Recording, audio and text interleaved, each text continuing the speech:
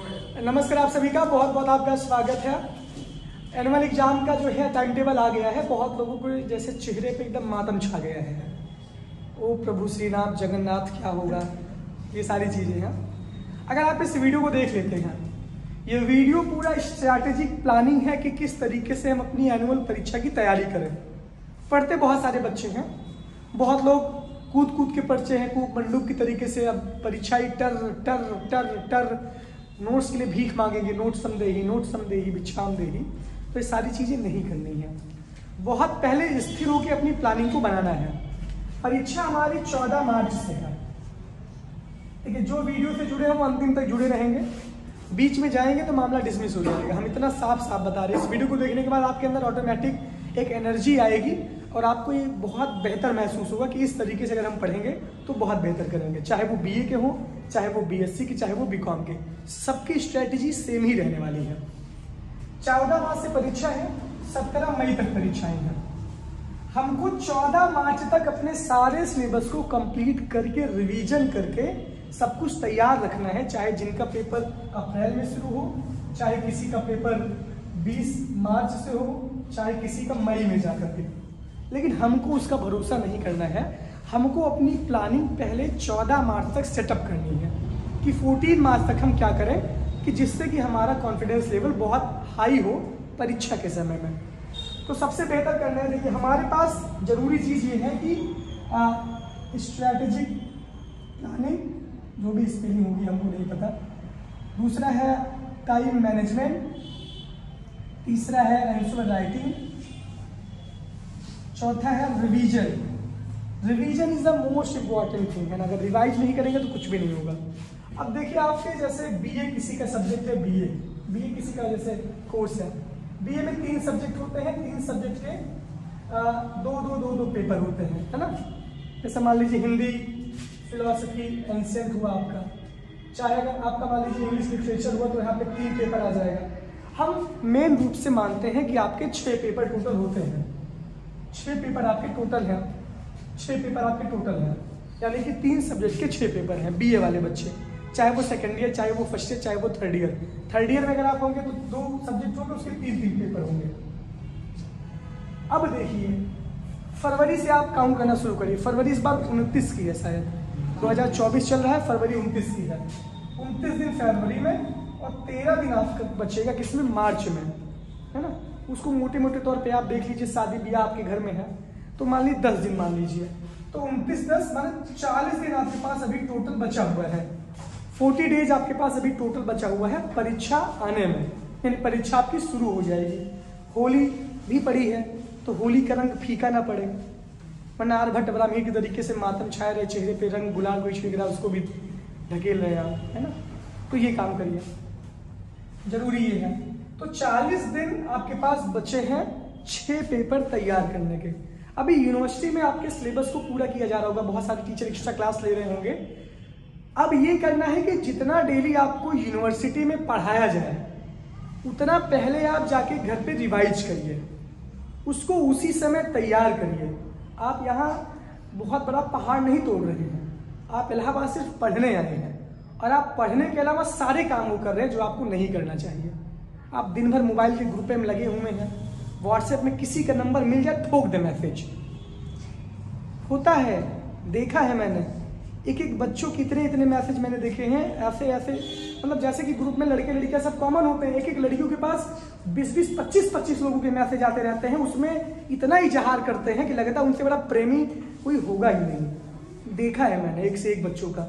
Instagram पे पाई किसी का रिक्वेस्ट ठोक दी है, अच्छी डीपी देखे उस पर काम कर दिए। स्नैपचैट पे मार रिक्वेस्ट डाले पड़े हुए हैं। दिन भर आप लोग खोज कर रहे हैं, रिसर्च कर रहे हैं, यूट्यूब पे भी देख रहे हैं, रील्स खूब चल रही है, रील्स देखना शुरू किए, एक प्रोजेक्ट शुरू कर दिए। ये सारी चीजें बंद करनी है। मेन मुद्दा है 40 दिन बचे हुए हैं। अब 40 को डिवाइड करिए 6 से, 6 36, 4 दिन उधर एक्स्ट्रा छोड़ दीजिए, 4-5 दिन, उसको आप पहला पेपर पढ़ेंगे। मान लीजिए कि आपका पेपर 14 मार्च से है। 14 मार्च से अगर आपका पेपर है तो आपके पास एक सब्जेक्ट पे 6 दिन है और आपकी कितनी यूनिट है, 5 यूनिट है। हर यूनिट का बराबर वेटेज है। कि हर एक यूनिट से बराबर के नंबर आएंगे ही आएंगे। एक यूनिट में अगर गेस करते जाएं तो फिर 2 से 3 सवाल आपको मैक्सिमम पढ़ना होगा। अगर आप 3 सवाल पढ़ लेंगे तो एक ना एक तो उसमें भिड़ ही जाएगा। मान लीजिए कि आपका एंशिएंट सब्जेक्ट, आप लोग सेकेंड ईयर की विद्यार्थी हैं, तो मान लीजिए कि लॉजिक में दिक्कत ही नहीं होगी। मान लीजिए डेकार्ट आपने अच्छे से तैयार कर लिया और स्पिनोजा तैयार कर लिया आपने, तो इससे आपके पहले ही सेक्शन में 2 सवाल भिड़ ही भिड़ जाएंगे। तो आप लाइब्रेरीज ना पढ़िए, लाइब्रेरी चर्चिकर वाला बिल्कुल मत पढ़िए, प्लानिंग से पढ़िए कि हमें क्या नहीं पढ़ना है। सबसे जरूरी हमको ये जानना है, हमें क्या पढ़ना है तो सब जानते हैं, हमें क्या नहीं पढ़ना परीक्षा के टाइम, हमको ये फोकस करना है। तो अब देखिए, अब अपना टाइम टेबल बनाइए कि मान लीजिए कि हमको जो है करना है क्या। टाइम टेबल यहीं से आपका बनेगा। 1 फरवरी से मैं स्ट्रैटेजी बता रहा हूँ, ये सारे लोग फॉलो कर सकते हैं। 6 दिन आपने यहाँ दिया, मान लीजिए 5 दिन आपको देना, आपको रिवीजन भी करना है। किसी किसी का 4 ही दिन में तैयार हो जाएगा पूरा, पढ़ेंगे तो 2 ही दिन में तैयार हो जाएगा। हम जानते हैं कितना सिलेबस है क्या नहीं है। 1 फरवरी, 2 फरवरी, 3 फरवरी, 4 फरवरी, 5 फरवरी फिलॉसफी पेपर 1 तैयार करिए। 6 से लेकर 10 तक फिलॉसफी पेपर 2 तैयार करिए। 11 से लेकर 15 तक एनसीएम पेपर 1 तैयार करिए।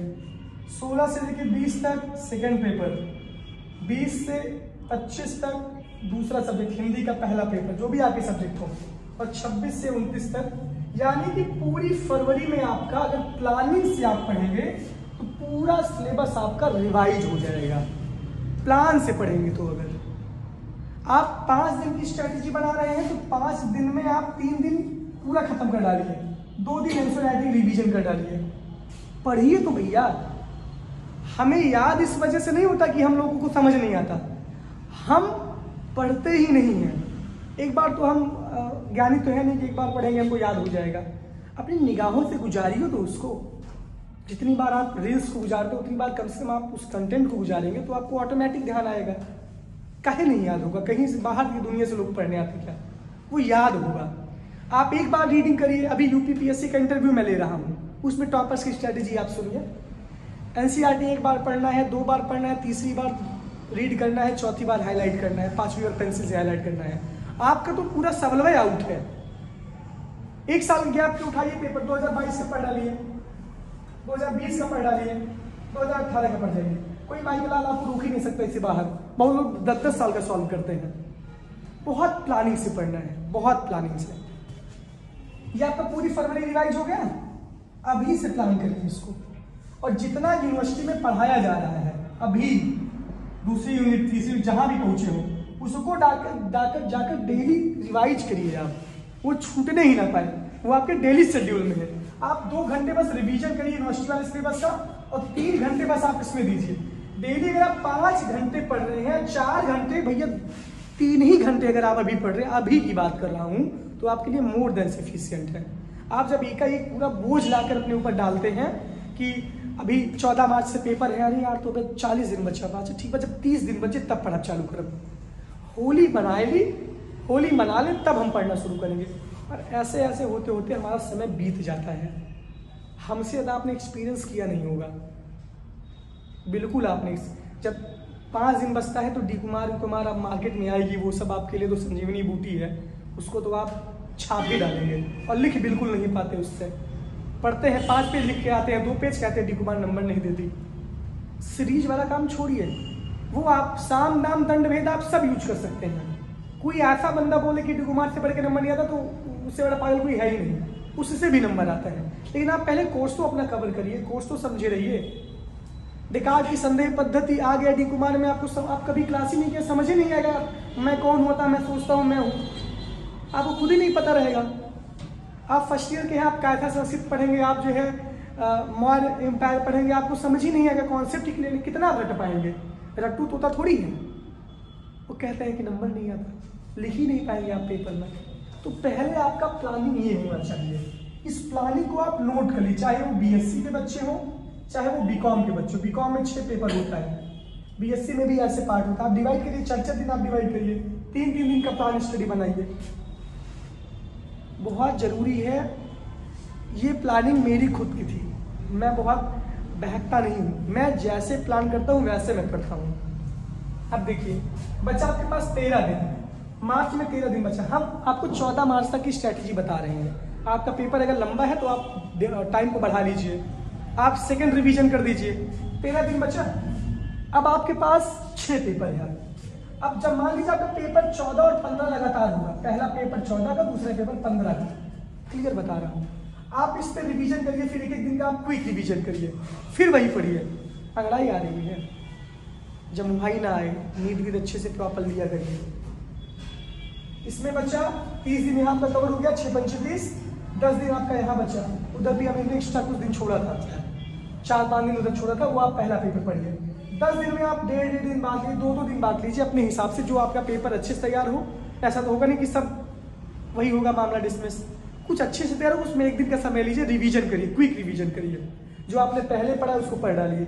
अब मान लीजिए आपका पेपर 14 और 15 को है, 14 को पेपर है, 15 को पेपर है। आप जाने गैप मुझे मिलने वाला नहीं है। सुबह आप लोगों का सेकेंड ईयर है, तो सेकेंड ईयर के पेपर 2 बजे से 2:30 बजे से 5:30 बजे तक है। रात को जाएंगे पेपर देके तो थके हारे रहेंगे, आपके पास वही दिन का समय रहेगा पढ़ने का, आप नींद अच्छी प्रॉपर तरीके से लेंगे तो एक बार आप रिवीजन करेंगे। अब जो हमारा पेपर 15 को है, वो पेपर हम पढ़ रहे कब, 11:10 में। 10 और 11 को हम पेपर 15 वाला पढ़ें, जो 15 को पेपर है, बाद वाला पेपर। और जब इधर हम पढ़े रहेंगे ये वाला पेपर, तो हमारे अंदर कॉन्फिडेंस रहेगा कि हमारा ये वाला पेपर अब तैयार है, हमको गैप से मतलब नहीं है। यूपीएससी में एक एक दिन में 2-2 पेपर होता है, पहले शिफ्ट, दूसरी शिफ्ट, दूसरे दिन फिर 2 पेपर, तीसरे दिन 2 पेपर। और विश्वविद्यालय इसी वजह से आपको तैयार करता है। इलाहाबाद विश्वविद्यालय क्यों सबसे अलग है, काहे हम सबसे अलग हैं यार, हम लोग की बहुत सारी बेइज्जती लोग करते रहते हैं, बहुत उल्टा सीधा बोलते रहते हैं, आप लोग जानते नहीं इसकी महत्व क्या है इसका। सादी कॉपी में लिखा जाता है, यूपीएससी में भी वैसी कॉपी मिलती है आपको, सिलेबस पूरा यूपीएससी का है यहाँ का। और इलाहाबाद जीवन जीना सिखाता है। यहाँ इलाहाबाद के बच्चे दाल भात चोखा खा के और 5,000-4,000 रुपया में महीना जीवन बिता करके उनसे कोई जिंदगी जीना सीखे, जो बड़ी बड़ी बातें करते रहते हैं कि प्रयागराज के बच्चों से कोई जीवन जीना सीखे, इलाहाबाद यूनिवर्सिटी के बच्चों से कोई पढ़ना सीखे और जीवन से लड़ना सीखे।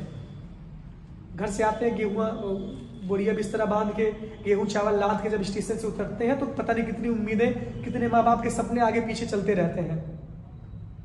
हम लोग बहुत अमीर करोड़पति के बाप के बेटे नहीं हैं, हम लोग बहुत मध्यम परिवार से, किसान, कोई मजदूर, कोई किराना का स्टोर। बहुत बच्चे तो, एक बच्चा अभिषेक है, उसके तो घर में बहुत बुरी स्थिति है, इसी क्लास में बैठा हुआ है, लेकिन पढ़ रहा है, लड़ रहा है। बहुत बच्चे जॉब करते हैं जाके, यहाँ 5,000, 4,000, 6,000 मिल जाए। बहुत लोग किताब की दुकान, बहुत लोग चाय दुकान पे काम करते जीवन बिताते हैं, पढ़ते हैं, वही इतिहास रचते हैं। तो प्रयागराज के बारे में जो कहे वो गलत कह रहा है। यहाँ के बच्चों से सीखिए, इलाहाबाद यूनिवर्सिटी के बच्चों से सीखिए, पता नहीं कितने बच्चे मुझे मिलते रहते हैं। तो आप ये काम कर लीजिए क्विक। हाँ, ये अगर आप पढ़े रहेंगे, फिर आप 12 और 13 को 14 वाला पेपर पढ़ लीजिए, आपके पास भरपूर समय है। ये आप यहाँ पे कॉन्फिडेंस आपका डेवलप हो गया। सबसे जरूरी चीज ये है, पूरे साल भर की पढ़ाई, 3 घंटे की लिखाई की चेकिंग सिर्फ 1 मिनट में होती है। यानी कि आंसर राइटिंग स्किल हमारी क्या है। हम सवाल का जवाब अगर अच्छी तरीके से नहीं दे पाएंगे, तब तक हमको नंबर मिलने वाला ही नहीं है। हम कितने भी अच्छे टॉपर हो जाए, कितना भी हम पढ़ लें, लेकिन अगर हम सवाल का जवाब अच्छी तरीके से नहीं दे पा रहे हैं, तब तक हमारा काम नहीं होगा। तो अभी तो आज सिर्फ इसी पे प्लानिंग है कि अपनी स्टडी प्लान को कैसे बनाएं, अपना टाइम टेबल हम कैसे सेट करें। बहुत आर्यभट्ट बड़ा अमीर है, अब क्लास में नहीं करने आएंगे वो, पेपर का टाइम टेबल आ गया, विश्वविद्यालय में पढ़ाई हो रही है, क्लास चल रही है, वही एक्स्ट्रा क्लास आपको छोड़ना ही नहीं है। अब ये काम करना है आपको। तो जरूरी ये है कि हमारा जो टाइम टेबल हो, वो ऐसे मेंटेन रहे कि हमें जो है ये प्लान करना है कि 40 दिन का हमें स्टडी प्लान अपना खुद बना लेना है। ये मैंने आपको बता दिया कि इससे आपका कॉन्फिडेंस ऑटोमेटिक अप होगा। ये मेन फोकस है कि पढ़ाई आपको इसी प्लानिंग से करनी है। इसके साथ साथ आपके टेबल पे, अब आपके टेबल पे अनसॉल्व होना चाहिए, यानी कि प्रीवियस ईयर क्वेश्चन पेपर आपके टेबल पे होनी चाहिए। जहां आप पढ़ रहे हो, आपके टेबल पे आपकी बुक होनी चाहिए। आपकी टेबल पे आपकी नोट्स, यानी कि आप लिखें, जो पढ़े वो लिखिए, लिखना मत भूलिए। अगर आप लिखना छोड़ेंगे तो आपका मामला डिसमिस हो जाएगा, कोई बचा नहीं पाएगा आपको नंबर कम लाने से। जो पढ़िए उसको लिखिए, शॉर्ट नोट्स बने। मान लीजिए कि एक सवाल का जवाब बहुत बड़ा है, बहुत बड़े सवाल का जवाब है, हमको कॉन्सेप्ट क्लियर करना है कि पहले पेज में शुरुआत कहाँ से हो रही है, बेस कहाँ से शुरू हो रहा है, फिर दूसरे पेज में क्या कहा गया, कैसे तोड़ मरोड़ के लिखना है। तो आपको दिमाग में हमारे फीड होना चाहिए कि हमें पहले पेज में क्या क्या उत्तर लिखना है। 3 पैराग्राफ चेंज करने हैं। आंसर राइटिंग भी एक अलग सी वीडियो में बनाया हुआ है, पुराना वीडियो उसको आप देख लीजिएगा। बाकी अभी ये सिर्फ मैं प्लानिंग बता रहा हूँ। किसी का पेपर मान लीजिए 30 मार्च से है, उसके पास 2 महीने का समय है, लेकिन समय बीत जाएगा, आप इस तरीके से उथल पुथल वाली प्लानिंग करते रहेंगे। और हर एक यूनिट का, हर एक सब्जेक्ट का बराबर इंपॉर्टेंट है। 75 नंबर के आपके 6 पेपर होंगे और 15 नंबर के आपके 5 यूनिट से 75 नंबर के सवाल एक पेपर में आएंगे। तो हर एक यूनिट का अपने आप में बराबर महत्व है। सवाल छोड़ना नहीं है। अगर आप एक सवाल छोड़ देंगे, जहां पे आपका मूल्यांकन 75 में होगा, वहां पे आपका मूल्यांकन 60 नंबर में होने लगेगा। और 4.5 नंबर पे आपका 1% बन रहा है। 4.5 बराबर 1%, यानी एक नंबर आपके लिए बहुत महत्वपूर्ण है। 6 पेपर जी जान लगा देनी है। पेपर लगातार हो फिर भी घबराना नहीं है। लगातार पेपर अगर आपका है 14, 15, 16, 17, मान 4 पेपर लगातार है तो उसकी प्लानिंग अलग से बनाइए। 12 और 13 को पढ़िए 14 वाला, 15 वाला 11 को पढ़िए, 16 वाला पढ़िए 10 को और 17 वाला पढ़िए 9 को। ऐसी प्लानिंग बनाइए।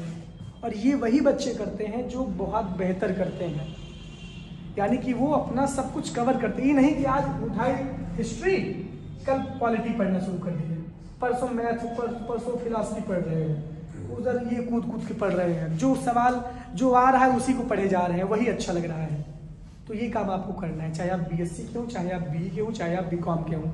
अभी बिल्कुल भी स्थिरता, क्लास तो बिल्कुल छोड़नी ही नहीं है।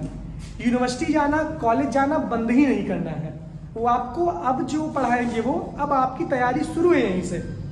मान लीजिए 30 यूनिट पढ़ा रहे हैं, 30 यूनिट पढ़ा रहे हैं, तो जान लीजिए उसको आपको तैयार उसी दिन कर डालना है। 2 घंटे का समय निकाल के रिवीजन करना है उसको। हम यहाँ क्लास करके चले जाते हैं, बस्ता टांगे, हम कभी किताब खोल के देखते ही नहीं है। सबसे बड़ी कमी हमारी। आप अपने आप से पूछे ना कि आप क्या कर रहे हैं। आपसे बेहतर जवाब आपके लिए कोई दे ही नहीं सकता। आप अपने आप को तौलिए कि आप कितने पानी में हैं, कितने दूध में हैं। आपको खुद पता चल जाएगा कि आप दिन भर कर क्या रहे हैं। एक काम सिर्फ पढ़ने के अलावा कोई है ही नहीं। हुआ माँ बाप सोच रहे हैं कि हमारा बच्चा पढ़ रहा होगा और यहाँ बीए का एग्जाम ही नहीं निकल रहा है, इसी में रोए गाए पड़े हैं। सपना यूपीएससी का है, बड़े बड़े ख्वाब आईएएस पीसीएस बनेगा, यूनिवर्सिटी ऑफ इलाहाबाद से बीए कर रहे हैं, घास छोड़ने लायक नहीं हो गया। ये स्थिति बीए वालों की रहती है। करो या मरो, सरकारी नौकरी, यानी इलाहाबाद, उत्तर प्रदेश और बिहार में तो अगर आप पुलिस की भी 30,000 की नौकरी पा जाएंगे ना, अगर आप इंजीनियर होंगे करोड़ों का पैकेज होगा, उसके सामने कितना बड़ा उसका क्रेज है। बीए वाले बच्चों के लिए सरकारी नौकरी के अलावा कोई भी चांस ही नहीं है, कोई मौका ही नहीं है हम लोगों के पास। सरकारी नौकरी नहीं तो फिर कुछ नहीं। लेकिन डिप्रेस्ड नहीं होना है, ये जीवन है, सीखना है। हमें ऐसे लोगों की संगति में रहना जो हमको कॉन्फिडेंस नहीं कि क्या पढ़े हो, डिप्रेस तुमको खुद ही कर दे, आके वो खुद ही डिप्रेशन में खुद ही डिप्रेस कर दे। बगल वाला दोस्त तुम्हारा है पढ़ के आ रहा है, आज हम इतना पढ़ेगी इतना पढ़ेगी, दिखा रहा है आपको, डिप्रेस्ड कर रहा है वो। और मेहनत इतनी खामोशी से करो कि सफलता शोर मचा दे। आप उसी बंद कमरे में पढ़िए, 4-5 घंटा पढ़ के आइए और बता एकदम ईमानदारी से, जिस दिन आप 5 से 6 घंटे अच्छे से पढ़े हो, आप आज जाइए यहाँ से, रात भर अच्छे से पढ़िए, 3-4 घंटे, सिर्फ 3 घंटे अच्छे से पढ़िए, मन लगा के, मोबाइल सब बंद करके। कल सुबह उठिए, कल सुबह जब आप उठेंगे तो पूरा दिन आपका अच्छा जाएगा। या सुबह आप उठ के पढ़िए 7 बजे से 10 बजे, 12-11 बजे तक, 6 बजे से 10 बजे तक। अब दिन भर देखिए, आपको यूनिवर्सिटी की सारी क्लासेज अच्छी लगेंगी, यूनिवर्सिटी का माहौल अच्छा रहेगा। आप जब शाम को वापस जाएंगे घर, आप खाना पीना भी अच्छे से खाएंगे। मम्मी का फोन आएगा, पापा का फोन आएगा तो आप इरिटेट होकर उनसे बात ही नहीं करेंगे, उनसे खुशी खुशी बात करेंगे, क्योंकि आपका पूरा प्लान पूरा है ना। ये जरूरी है। तो डेली का डेली वर्क करेंगे तो आपका कॉन्फिडेंस बूस्ट रहेगा।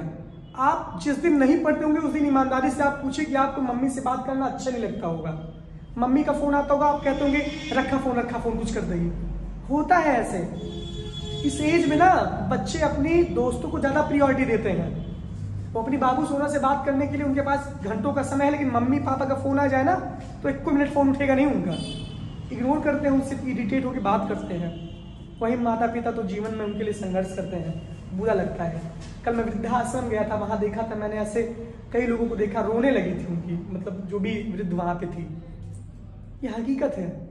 जब तक आप अच्छे से पढ़ेंगे, आप पढ़ने आए हैं, आप 3-4 घंटे बस ईमानदारी से 3 घंटे आप पढ़ लेंगे, बीए में आपका 75-70% कहीं गया ही नहीं है।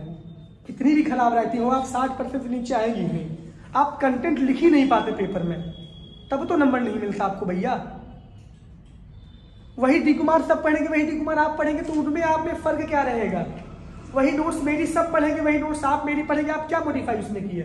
वही छाप के आप चले आपसे ऐसे होता है। एक रूम में 28 लोग बैठे हैं, एक जनरल के पास 28 लोगों की कॉपी गई चेक करने के लिए। पहला नंबर वाला लड़का बहुत शानदार लिखा है, इतना अच्छा लिखा है कि वो अब एकदम उसका स्टैंडर्ड ही दूसरा है।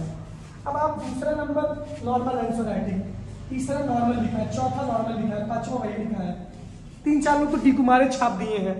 होता है 6, 7, 8 डी कुमार, तो नॉर्मल जनरल मार्किंग होगी, यहाँ पे बहुत हाई मार्किंग होगी नहीं। और बहुत लोग आर्यभट्ट वाला भी पर्ची लेके जाते हैं, पर्ची लेके जाते हैं नकल करने के लिए, और पकड़े जाते हैं तो बहुत रोते हैं।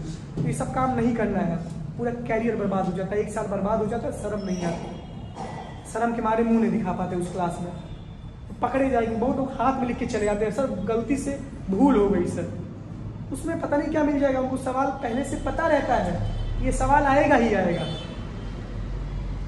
इतना काम आप करिए, बाकी बहुत अगली स्ट्रेटजी में आंसर राइटिंग में बताऊंगा। कैसा लगा वीडियो इसमें कमेंट करिएगा।